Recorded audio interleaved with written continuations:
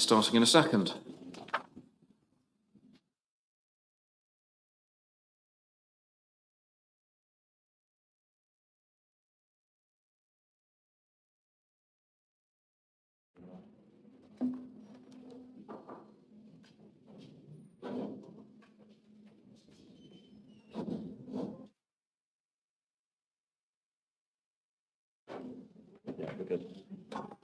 Right, thank you. Morning, everyone. Welcome to this morning's meeting of Cabinet.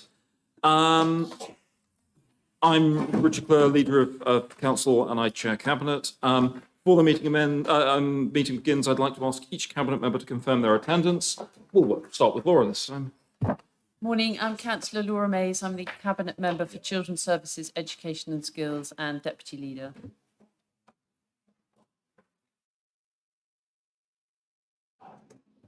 Morning, I'm Phil Orford, Cabinet Member for Strategic Assets, Housing and Asset Transfers.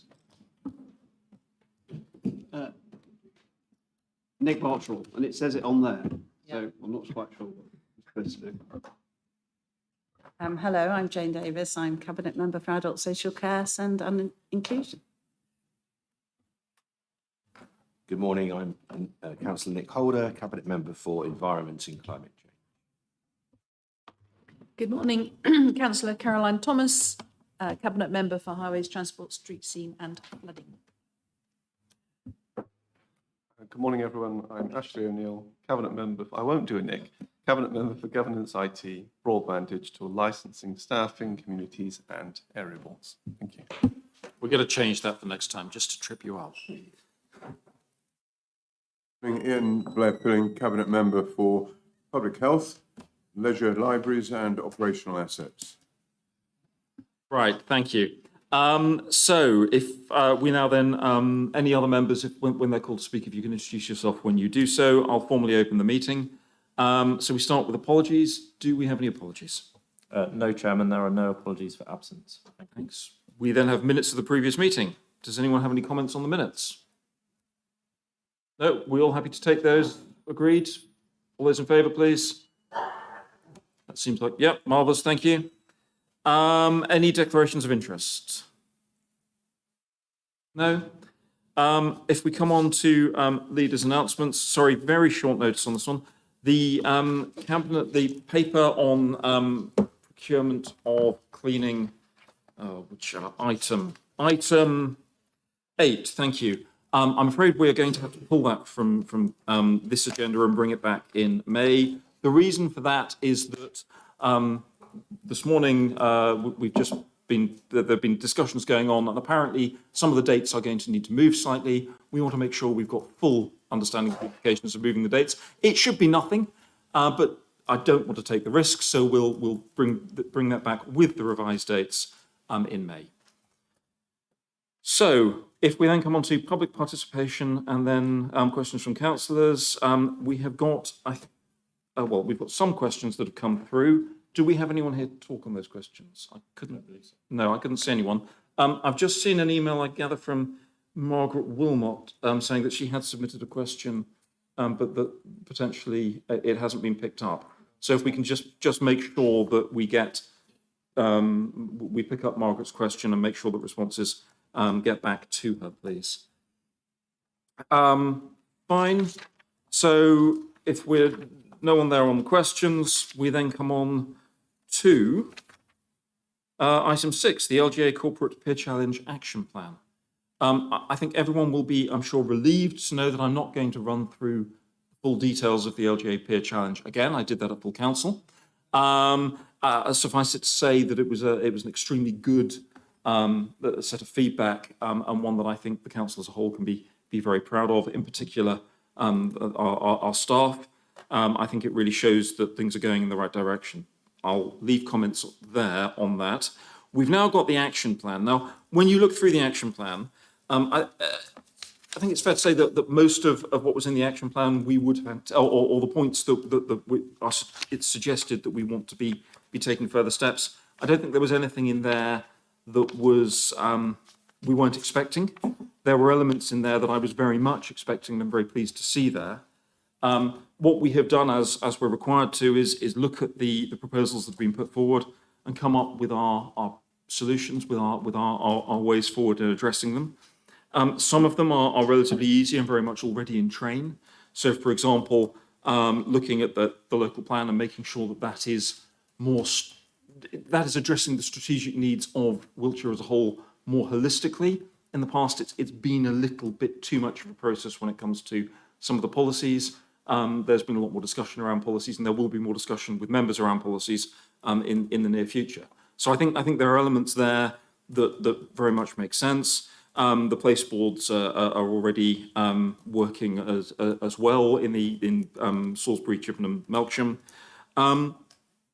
I think if you're looking at some of the other areas, perhaps they're asking us to move slightly outside our comfort zones in terms of selling Wiltshire on the broader local government stage, but we're up for the challenge and we're looking at how we're doing that. I was talking to parliamentarians at a UK 100 session about some of the work Wiltshire's doing and some of the learning for other councils. Had a very interesting evening on that, for example, last week. Some of the other issues are going to take perhaps a little more work. So area boards, we've already been, Ashley's been reshaping the way in which grants are looked at. We've now got the deprivation evidence to follow on behind that.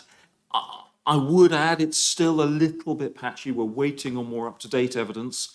The evidence based on the latest census we won't have for another few months, and that will adjust the deprivation figures again. And there are some blips in that. So some blips, for example, around the fact that some of our very rural areas are showing up as having a high deprivation on the collective indices because of issues around bus transport and rural crime, despite the fact that the average house prices are very good and average wages in the area are very good.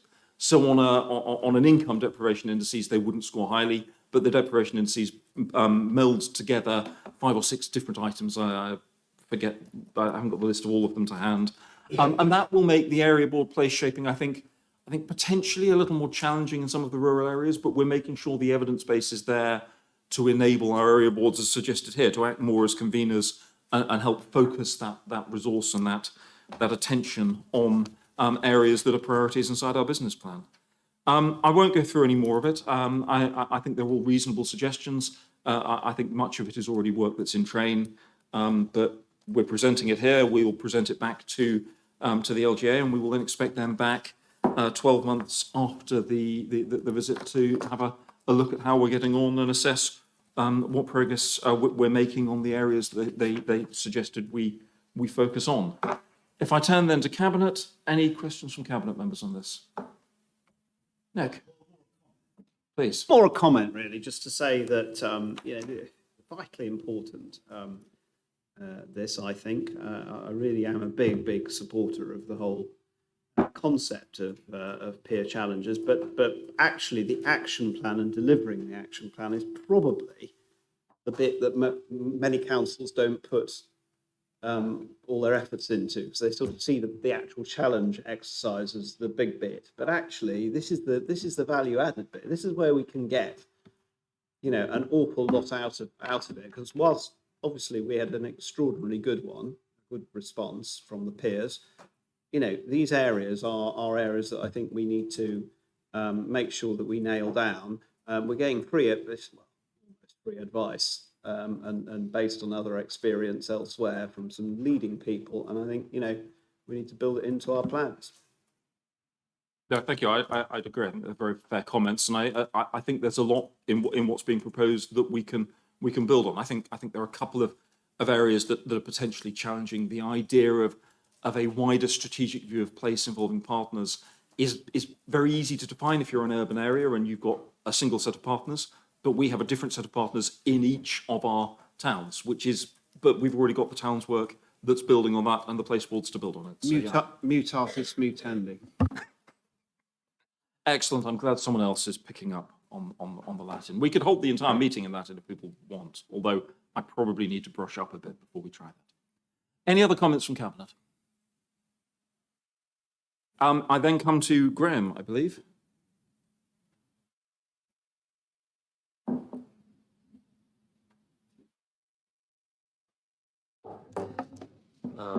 Thanks very much, Chair. Graham Wright, Councillor for Durrington. When we held our Obion Scrutiny Management Committee, you came along and you articulated the action plan really well. The only issue we really had was that we thought it should be in plainer English, and because, you know, anybody who isn't one of us would have absolutely no chance of understanding what was in it. But, and we also recognised that we got a nice tick in the box as well from the scrutiny perspective. So that's really all I have to say, Richard. Thank you. Thank you. And the word place has got to be the most abused name now in local government. There have been other words that have been abused more, but government has one view of place, the NHS has another, and then councils have a further view of place, and residents have a much tighter view. So yes, I take that point. The recommendations didn't come from us. I think I'd make that comment there. Ian. Ian.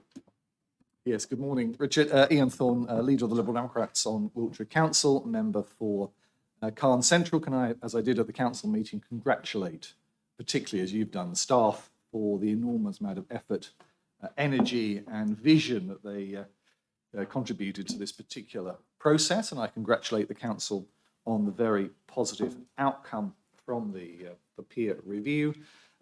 You've touched on two key areas, I think, in terms of a kind of litmus test in relation to how we deliver and how you deliver on the action plan. One, of course, is the local plan. And I think it's very interesting how significant the review panel saw it in terms of being a pivotal vehicle for delivery of the council's key ambitions, which of course it should be. And I'm just wondering if there's more clarity. I'm looking at Nick, of course, hopefully in English, not in Latin, in relation to how we make that happen in practice, given the constraints in play, of course, in relation to the legal constraints and guidance and so forth that comes with the production of a local plan.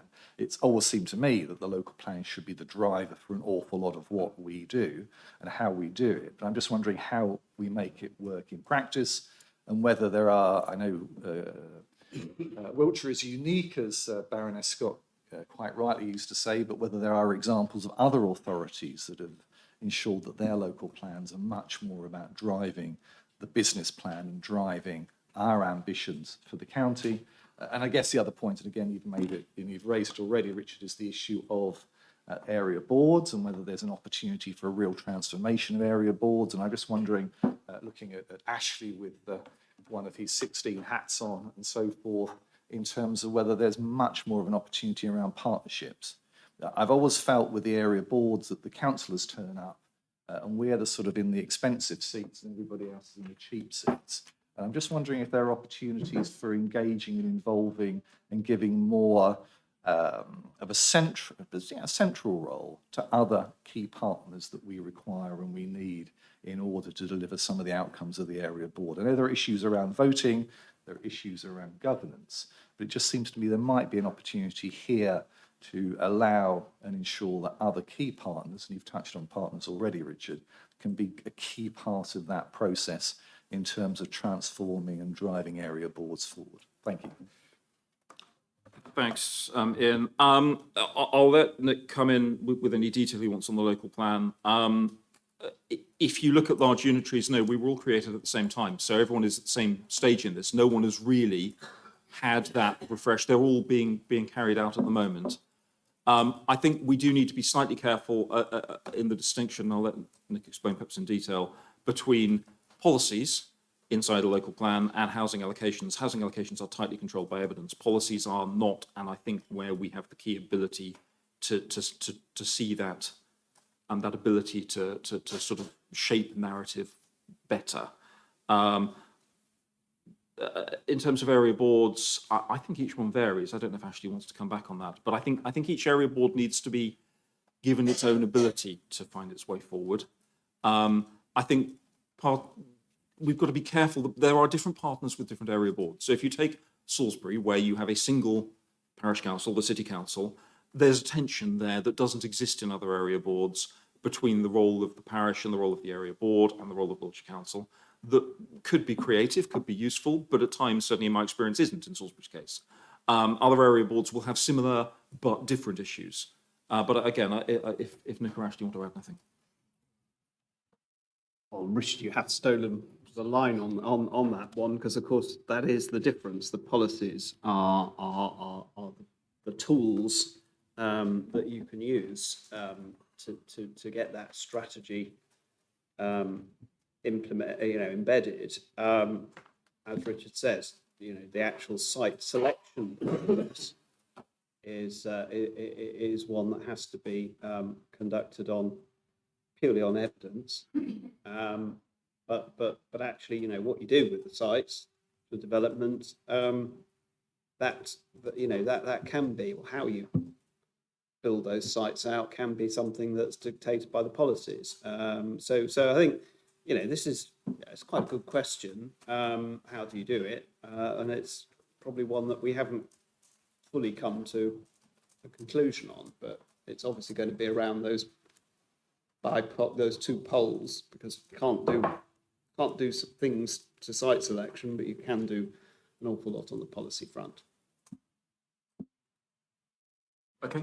And yeah, I'm just going to have one more thing on the other thing with the local plan is it's got to be very tightly controlled from our perspective in terms of the relevant Chinese walls and so on, which means that we will involve members as soon as we can. We've been able to on part of it now on the design guide. I hope everyone's had a good read. I hope comments are coming back in. We will be able to do so on the policies. When it comes to site selection, that will have to be handled through the formal consultation processes. It's not something that members decide yes or no to. I think we just need to be really clear on that, because it's the bit we always want to decide yes or no to, and it's the bit inspectors will simply throw the local plan out over if we try. It's the thing that the barristers will make all their fees on as well. So I understand the constraints and the sort of the kind of multifaceted nature. My only response in terms of Nick's comments is, and it's one of my kind of pet projects at the moment, so I just float that into the discussion, is in relation to how we use this document strategically to help deliver, as far as we're able to, and understanding again the constraints, health infrastructure, because any of us, and I'm sure we all have been knocking on doors in any areas where there have been some degree, if not major development. The biggest challenge in many cases is lack of dentists, lack of doctors. And now again, I completely understand the structural challenges and the distinction between what we can achieve and what the health service can achieve.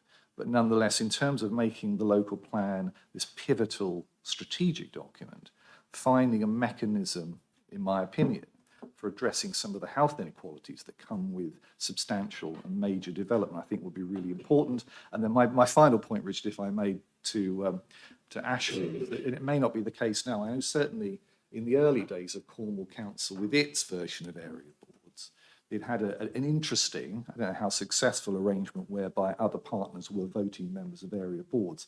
That again raised issues in terms of how you manage the governance aspects. I understand that. But it was a way of drawing other organisations into some of the decision-making that perhaps we struggle with in some parts of our area board network here. Richard, thank you. Indicative voting. Do you want to come back? No. On the point about dentistry and doctors, I get the point. However, we've got a new body now which is actually responsible for this, properly responsible for this, in the integrated care system. They are taking on responsibility from dentistry in about 6 days' time, and for pharmacy, so that will bring the entire gamut of the NHS under one roof. It's always been a case that the local plan cannot simply say, put a doctor's surgery here. You've got to have a willing surgery to open in a place. You've got to have, with the case of dentistry, a commissioner who is willing to say, yes, that service should be commissioned in that place. So the integrated care system is taking that on board.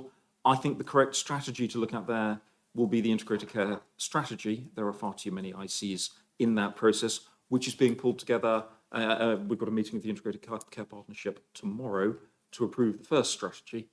That will take a lot of evolving in the first year, and that's a real chance as that goes out and then feedback comes back in to shape that. And that, I don't pretend it's going to be easy. I don't honestly know how we're going to get there, but we will, because it's involving so many partners and so many different organisations. But that's the key tool that we collectively have, not just in Wiltshire, but also in Baines and in Swindon, to use to try and shape health inequality, or shape the work that's going into addressing health inequality. Right, if I then come to other members, do any other members have comments they want to make? Okay, in which case I'll move to the vote. I'm happy to propose this. Seconder, all those in favour? Thank you. We now come on then to item 7, a retender of the Good Lives Alliance framework. Thank you very much, Chair. The Good Lives Alliance, which I might refer to as GLA because we love acronyms in adult social care, and I'll probably slip into that, although I always try and avoid them. It's a framework that we currently use to purchase services to support people with learning disabilities, mental health and autism. The framework is not the contracts in itself. If you like, it's like the operating system, and the contracts sit within like files. So I hope that makes it a little bit clearer about what it does. The services that are contracted through this include supported living, residential and nursing care, any care which promotes independence and community engagement, through to more intensive personal and behavioural care and support. These services should meet people's needs as assessed under the Care Act 2014, and they must have a clear goal and meet people's personal aspirations. The current framework commenced in September 2019, terminates in September 2023, at which point we'll need to have a new framework in place so that we continue to offer the services and support that people need. Wiltshire enjoys a mature relationship with the Wiltshire Care Partnership, who are the Wiltshire-based Association of Care Providers. However, the last 2 years have seen some significant challenges in the care market, particularly around workforce recruitment and retention. There's also an evidence increase in level of need that is challenging to meet due to the conditions in the care market, and it's compounded by a shortage of appropriate accommodation. We're addressing the accommodation needs through the action plan of the Independent Living Strategy, which sits within adult social care transformation. The retendering of the GLA framework seeks to support both the care market and people who require support to live their good lives. By procuring through an open framework under the commissioning have lots of technical words and phrases, and one of them is the light touch regime. But this is a light touch regime, it will ensure that all providers are vetted and evaluated to ensure that they meet legal and quality standards and have appropriate financial parameters. Once providers are successful in joining the framework, they are publicised to customers, carers, practitioners, and people who are assessed under the Care Act as requiring care and support can then be placed with the most appropriate service. And it's a combination of customer choice, geography, availability, and being cost effective. Because if we are cost effective, we can meet more people's care needs more effectively. The specification for the new framework has involved co-production, engagement with a range of people who use the services. They've described what a good life looks to them and what support they need. And the new framework will encourage providers to work with us and enable people with eligible social care needs to live safely in their own homes for as long as possible and to lead their best lives, their most fulfilled lives. So Cabinet is asked to agree the proposals that are on page 57. Do you want me to read them, Richard? No, I'm very happy that we have all read the reports and we know what we're voting on. Okay, so I would ask you that we agree the proposals on page 57. Okay, thank you. So if I then come to Cabinet members, any comments from Cabinet members on this? Laura, please. Just want to ask a question, Jane. I understand that this is a sort of a lighter touch is good. If there was an individual who wanted a service that isn't on the framework, how easy it is for that service to be added? Oh, well, that's a very good question. And it's an open framework, which means that we can add providers to it regularly. So if there was a service, I think we would work with our Wiltshire Care partners and say, look, this is being asked for. Can you provide that? Will you add that to your list of things you offer through the framework? Or we can add new providers on. So yes, it's a flexible, open system that's supposed to be easy to join, light touch to manage, to give maximum flexibility. So thank you for asking. Yeah, because one of the reports I read in this is the supporting young people on their journey to adulthood, which was written by Wiltshire Sill. And I think that sense of wanting independence and having their own choice in these decisions is really important, because one quote was, "I don't want people to pick my future for me," which Yes. really struck a chord for me. That, you know, it's all very well us saying, these are the things that are open to you. Well, that individual may say, well, that's not what I want this. And I'm just pleased then to hear that there is that flexibility. Yeah, co-production is at the heart of this, and as you know from the independent living strategy, etc., we're really looking at how we can support and empower people to live good lives.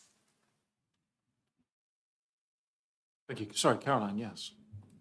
Jane, can I just ask how the people who are using these services on the open framework, how they're able to feed back and help other people who might be looking at a service that they might wish to engage with make a good choice? I'm not sort of talking about Uber driver ratings as such, but do we have a mechanism whereby feedback can be given by the users of the services that is then available to others? I think that's a good question, and it's sort of, to me, it's sort of beyond what we're doing. It is a good question. It's an interesting idea, but I think I'd have to leave it with officers to see if they want to do that. I mean, it's another layer of kind of, you know, is this popular? Is this good? Reviewing. It's not something I think we offer at the moment, but it's an interesting idea. Yeah, certainly we can look at that in terms of feedback on, to be honest, on any contract that we undertake, feedback from the contract provider, but as well, it's particularly with this type of framework, we've got more than one provider. And so you're looking at from that angle, but also from the end perspective, the resident that is receiving the care as well from that perspective. So certainly we can look at that as part of the overall contract monitoring process that comes in. Victoria Bailey couldn't be here today, but she is messaging me on Teams saying, yes, we do. This is part of our contract monitoring process. We encourage stakeholder feedback. So there is an internal mechanism, if not a kind of Amazon review system. And that's brilliant. Of course, it's about getting that information in a timely fashion to other people who might be looking to engage with the service. Thank you. Thank you. Anything else from Cabinet? In which case, I come to Health Select. Are you standing in for Johnny? Please, Gordon.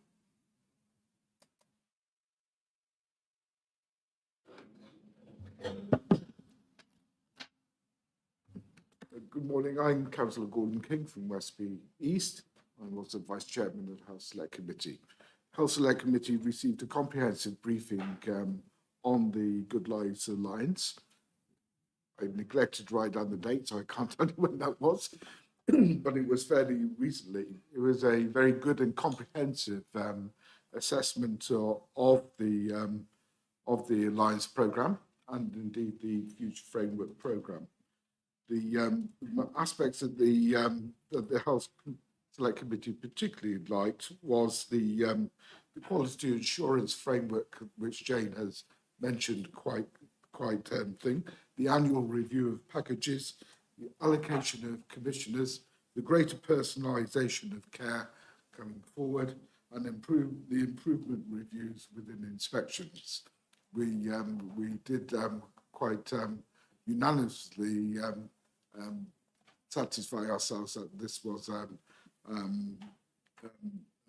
framework which we could support. Marvellous, thank you. If I then come to Ian. Yes, thank you, Richard. I had a big speech lined up for the cleaning contract. I'm very disappointed we're not coming to that today. We look forward to it in May. You'll have a chance to translate it into Latin and give it to us in its full glory. We're working on it as we speak. I've got nothing to add to the discussions currently taking place. Thank you. Thank you. Do any other members want to make any comments here? Brian. Thank you. I'm Brian Matthew, Councillor for Box and Cologne. I'm reminded of 2018 and the motion that we put forward then to scale up the Shared Lives programme, which is kind of in a way a part of this.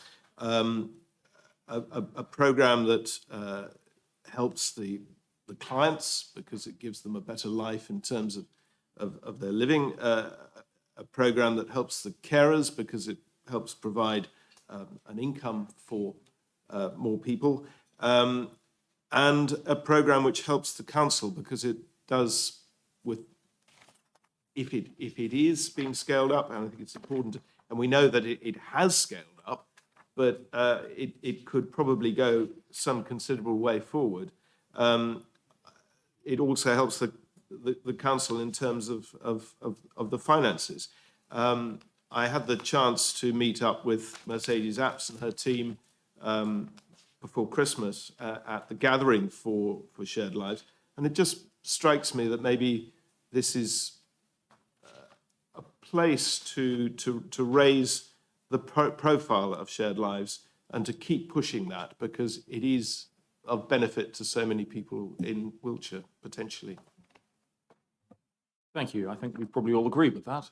Jane? Yes, I was going to say absolutely. And I mean, the limitation on our Shared Lives programme at the moment is we're actively recruiting for more Shared Lives providers. I'm constantly doing media interviews about it, trying to promote it, because we think it's marvellous too. And we even have a new offer at the moment, which is support from hospital, which is under the Shared Lives sort of package. But we are competing possibly. I always have a bit of an argument with Laura because she's constantly promoting fostering, and in many ways it's a similar system. So there's a bit of tension there about who gets the people who want to offer this sort of care and support. But we are doing it. We have yet to organise a 10K race. I'll just name check the fostering team's 10K race on Saturday. But, you know, perhaps I'll get fit, lose a bit of weight and actually do one of those races soon. So thank you for mentioning it.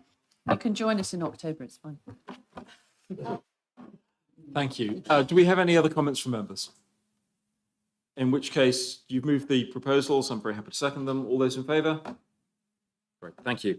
So apologies to Ian, who has doubtless prepared his speech already in Latin and has a chance now to translate it back into English for May. But we will then move on to item 9, which is the Market Sustainability Plan. So sorry, Jane, we're back to you. This is something government required us to do. This is one of these formulaic ones, I'm afraid. Yes, sorry, I thought there was something between, but... There was, but we've had to pull it. Because, okay, sorry, I obviously wasn't listening to you, Chair, properly. Sorry, I apologise for that. The Market Sustainability Plan, yes.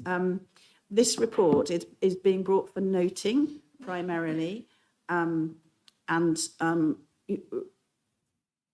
the report provides us and members with an overview of the Council's Market Sustainability Plan for the 18+ domiciliary care and 65+ care home market, which forms part of the local authority's conditions for receiving the Market Sustainability and Fair Cost Care Grant. December 2021, the government published a white paper, People at the Heart of Care, that outlined a 10-year vision that puts personalised care and support at the heart of adult social care. Following on from this, there was an announcement of £162 million of funding in 22-23 for this purpose, of which Wiltshire Council have got 1 million, I just said thousands instead of million, didn't I? I apologise. Wiltshire Council has been allocated 1.231 million. In 23-24, we'll receive 4.269 million of market sustainability and improvement funding.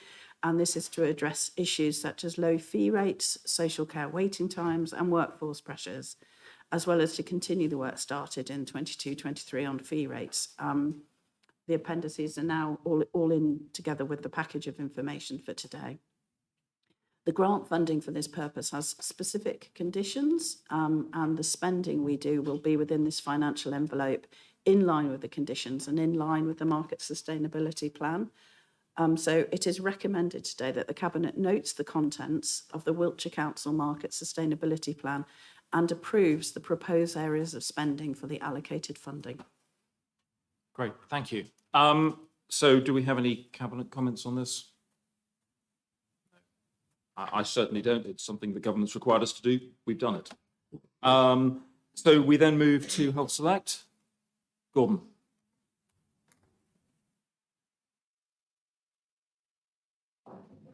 Councillor Gordon King, Vice Chairman of the Health Select Committee. We were going to have a look at this, but owing to the unfortunate timely death of Helen Jones, it was cancelled. So we haven't had a look at this paper, but nevertheless, we do appreciate it is largely formulaic, that it is about attracting a grant in an area which really needs it,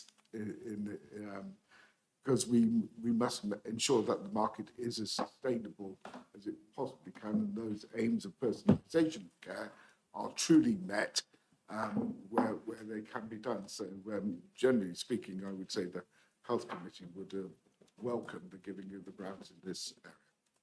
Thank you. And I would agree at this stage, it's entirely formulaic. Next year, a year on, that will be the interesting point, to my mind, to look back at it at that stage. But yeah, thank you. Ian.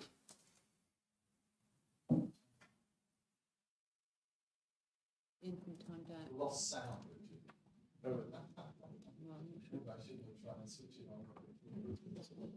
There we go.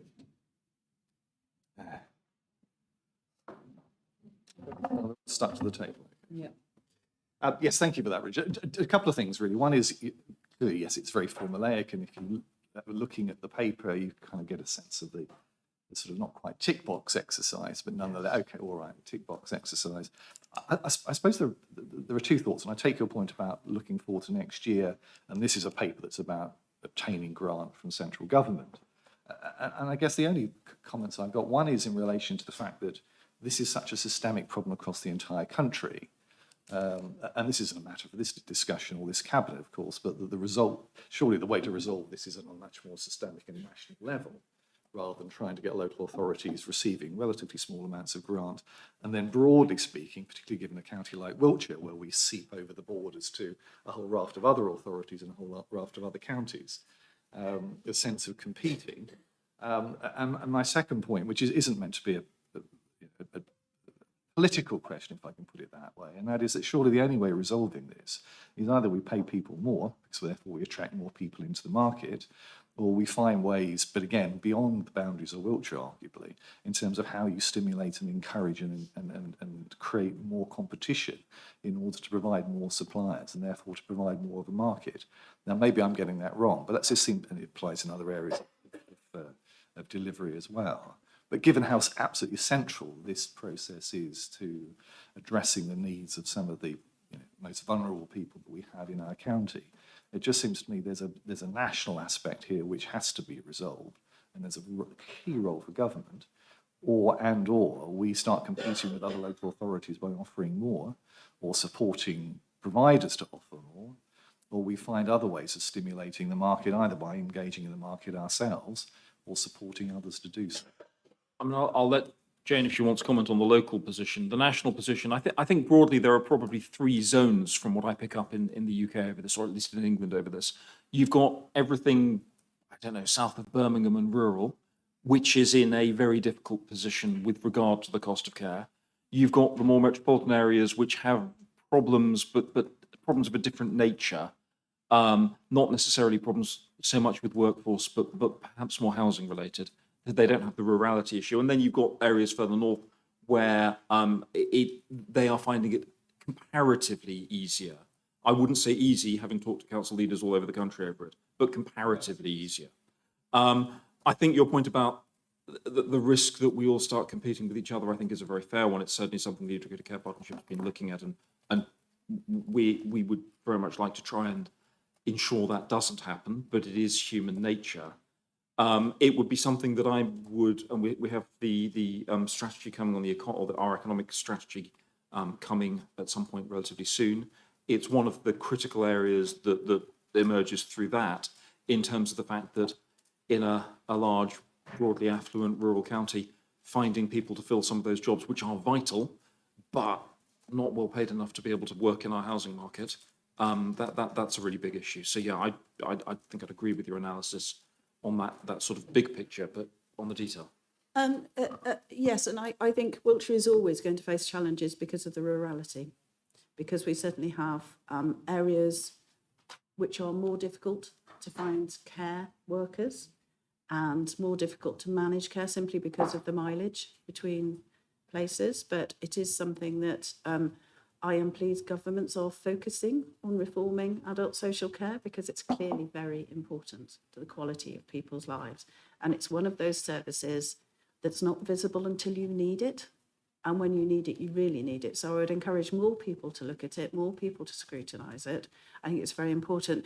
I was going to mention more for the purposes of the minute, that you did have a presentation on it at Health Select Committee. Yes, it went on the 28th of February, and it was an online presentation that Jess Chapman from Commissioning led. And interestingly enough, I had a conversation with Emma Legg afterwards, and we both agreed that we would like in-person presentations. Now we can all be back together, because I think they have much more impact and traction and give more clarity around the subjects. And no, therefore you having not spotted it speaks to that. So it's something we'll definitely address in future. It is far too easy with online presentations. You get distracted by something. I don't know, the cat decides to be sick in the kitchen or something. Gordon was here. It was the presentation that was online. So I think that's just something we need to quite. The children want attention. I agree. I think face-to-face ones are a far more effective way of getting that information across. So we'll pick that up and take that. Thank you. Right, thank you. Any other comments from members? In which case, we've been asked to note the report. Are we all happy to note it? Yeah. Marvellous, thank you. We then come on to the Household Support Fund, item 10. Ian, you do at least get to report on something today. Thank you, Richard. Isn't life full of little disappointments? At full council, I didn't get to have a detailed discussion with Gavin Grant about Citizens Advice Bureau. And as Ian has pointed out, we're not going to get to talk today at length about the cleaning contract. But there is May to look forward to. Always look forward. This is about just shy of £5.5 million, which is coming from the Department of Work and Pensions, and they're going to be paying us this money for us to use to best effect to help those households struggling with the cost of living. So I think this should be a topic of very direct interest to us all in this, and very much in line with why we all come here and sit here. It comes to me this time because within the administration, it's been deemed that this is better sat with public health by virtue of the experience, the capability, the access to data, and the kind of more pan-council role that public health holds. So I'm really pleased that this has come to me this time, and I'll come back to there's a past in this. And I want to stress also that this is not a public health exercise. They're coordinating the lead part. This is very much a pan-council function that we're going to be doing again.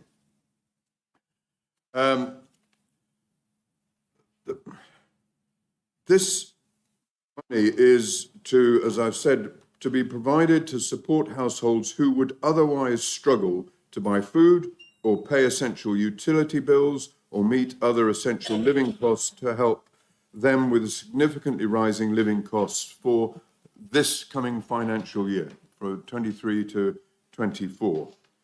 In that, this is round 4 of something we've been doing 3 times over, but each time in the past it's been a 6-month block. I think the annual part of this is welcome, because it gives us a much better planning horizon to be going through all 4 seasons, and therefore, and from our previous experience, we'll know, when within the year is going to probably be the greater demand, without getting into any detail of that at the moment. And as I said, it being round 4, we already have a substantial experience within the council of dealing with this. I'm going to give a little bit about the scope, the who, the what, the how, the comms, and planning and reporting on it now. The who in this is very broad. It's intended to cover a wide range of low-income households, in need, including families with children of all ages, pensioners, unpaid carers, care leavers, and disabled people. So pretty well anybody you could think is in scope in that.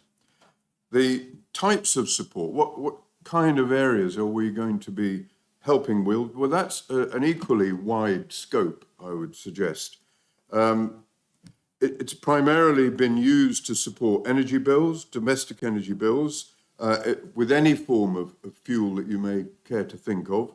And in particular, what springs to my mind is there's lots of mainstream people who are on gas or electricity or whatever, but then there's lots of little pockets around who are in different circumstances, be they boaters, be they people in mobile homes, etc., who very different circumstances are there, and we have the experience of getting to and helping these people, which is a good thing. We can use it in the area of water bills.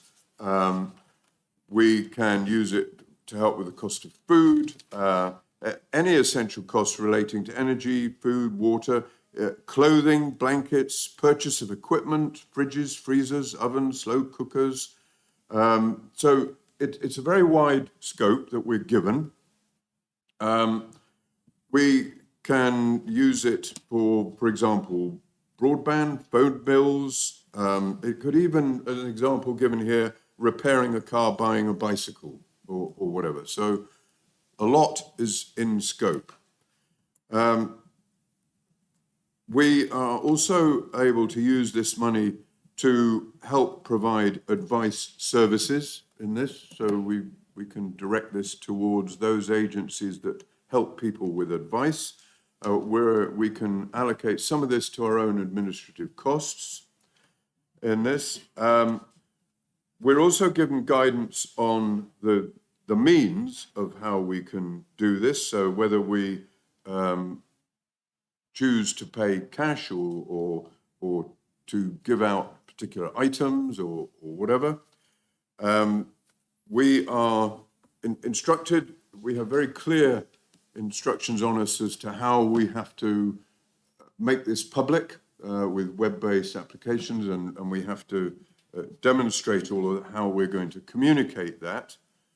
And within this, we also have to submit, and here's the crux of this, our plan for delivering this by the 17th of May this year to the Department of Work and Pensions. And then subsequently, we're going to have to report in periods through and then give an end of year report. So all of this will be very open. In terms of our own authority, what I'm asking you today is to A, note the report, and B, delegate authority to the triad of Corporate Director of Finance, Corporate Director of People, the Director of Public Health, and myself on your behalf. Okay, thank you, Ian. I think from my perspective, we've been through a first iteration of this. We understand how it's worked. We've been able to refine it and come up with a better system now. I'm really content that we've got a good program here to use the resources we've got in the most appropriate way and to act flexibly. And I think it's the flexibility that's the key thing, as you were mentioning. Do we have any other comments from Cabinet members? Laura? How do people receive the support? Is it vouchers? Is it cash? Is it? We're given an open option. We can be doing cash, we can be doing vouchers, we could be doing bank transfers, we can be giving items. That's up for us. We've got that flexibility within in scope. But we've got a lot of experience, if I may say, of what has worked, and different ways work with different groups of people best. And I agree. I think that flexibility is absolutely key to be able to tailor the support to the right people in the right way. Yeah, please. And how do we identify those who need it? I'll turn in the detail to that to Director of Public Health as the custodian of our strategic needs analysis. Kate, over to you. Before you do, I should say one of the requirements on this is to make an application, part of what we do is to provide an application-based system so that people at periods in the year can apply for assistance. Thanks, Ian. Thanks, Laura. I think it comes back to what Ian said at the beginning. This isn't just public health data. This is data that's held across the council. So there is a group that will come together of all the key officers within the council to review that data. Because the plan has to be in on May the 17th, a lot of that's already been done. But again, because we've got the 12 months worth of funding, there's flexibility because we don't know what might happen in the next 3 months. So although there's a plan, that's not set in stone. There will always be an opportunity to come back and change and amend it depending on what we're seeing. Thank you. Anything else from Cabinet? No? Great. So if we then, we've got no scrutiny report on this, have we? No. So Ian, over to you.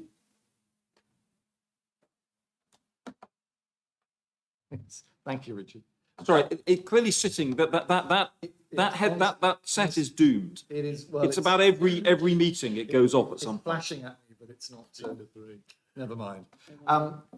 Yes, thank you very much, Ian. Thank you very much for that. This is obviously extremely welcome funding, and I think the questions I was going to ask are broadly questions that Laura has asked. I have to say I'm not wanting to be negative in relation to the grant. It does slightly stick in my craw, if that's the right phrase. I think it's paragraph 17. It's mandatory for authorities to reference the grant is funded by the Department for Work and Pensions or the UK government in any publicity material, including online channels and media releases. A bit like national politicians talking about the fact that they've been terribly generous in terms of grants that they've given, when in fact it's all of us around this table and elsewhere that have actually given the money.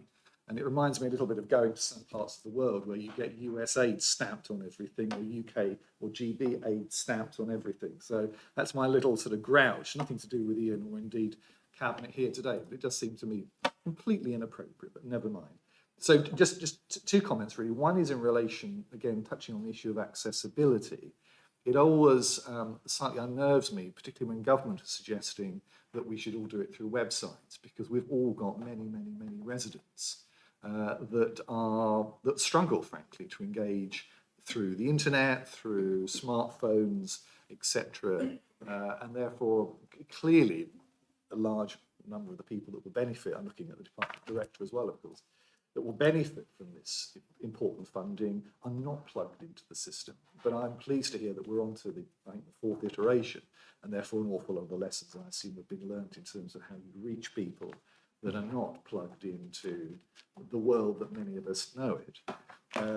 So that was kind of my first point. My second point is in terms of reaching, a similar question, I guess, in terms of reaching the audiences that aren't being engaged already. In other words, they're not receiving funding from government in other forms. And so just, obviously very briefly, just to get an understanding of how we, because I'm fascinated by this, how we reach those people who are not, in a sense, plugged into the system because they're not receiving funding in a conventional sense. How do we reach those people, one?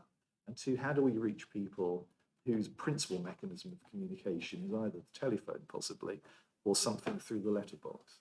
Thank you. Thank you, Ian. It would be equally inappropriate if we were saying this £5.5 million comes from Wiltshire Council, wouldn't it? So, you know, so let's acknowledge the paymaster in this. In terms of reaching people, I'm going to ask Kate to elaborate, but entirely take your point about, you know, we can't just slap it on a website and expect people to get at it.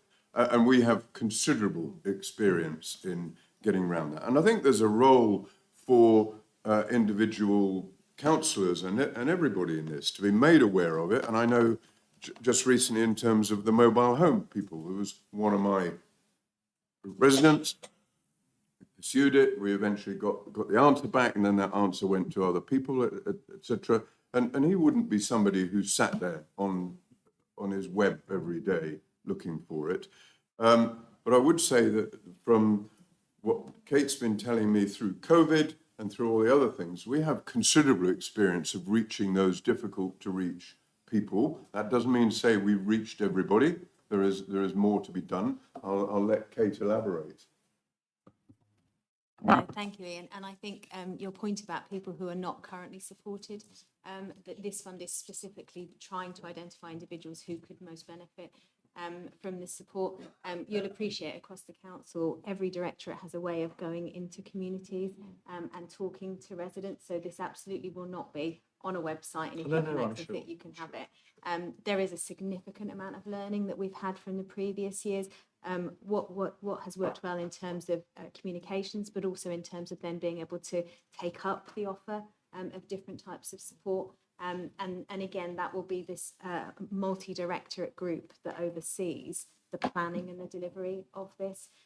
In terms of previous year's funding, a significant proportion was given to our boater community. You may remember over the Christmas period where the central funding for people's heating cost, actually there was a gap for gypsy traveller boater communities. And so part of this funding last year was used to supply solid fuel for our boater community, where we'd had individuals with nothing and with multiple layers of clothing. So it absolutely is about finding the pockets within the community where we can do the most good. And Richard, my final question, which is the naive question, but just picking up on what you've just said, collectively, as you say, in terms of the officer core that work on this, it's a slightly impossible question. What percentage of that audience that we're talking about do we know? Have we engaged? I mean, do we know every single person that we think, I'm sure we don't, that might be in need that isn't already served? Or do we have a sense, based on the experience we have already, of broadly what the audience is, and therefore the delivery of this is actually less of a challenge than perhaps I'm assuming it is? Never say we know everything about everybody, because it's a changing world. People come, people go. I'd fall back to exactly what Kate said. There are lots and lots of kind of tentacles of the council with different functions into communities and people. But even that will miss people, of course. But that's what we're there for. To listen to people, get messages across to people, and feed that back. And Richard, my final points, I know Gavin's got some points to add as well.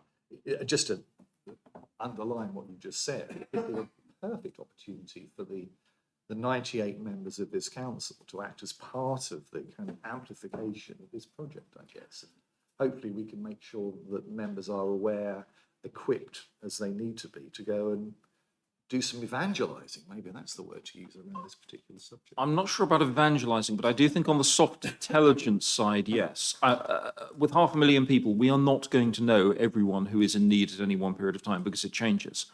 As councillors or as residents in Wiltshire, in that I live in a village, but not the village I represent, yes, we do from time to time come across soft intelligence, particularly for those very proud people who are not going to ask for help. That doesn't make it any easier getting them to accept the help. But we do have an ability there to feed in. But I would urge all members to do so very sensitively and very carefully.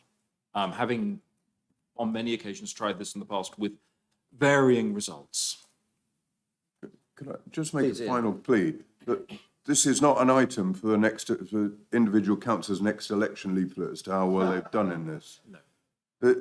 This is about helping those people in need, and I emphasise that word of people are sensitive, and we need to tread carefully, but we are there as eyes and ears to feed it back to the officers.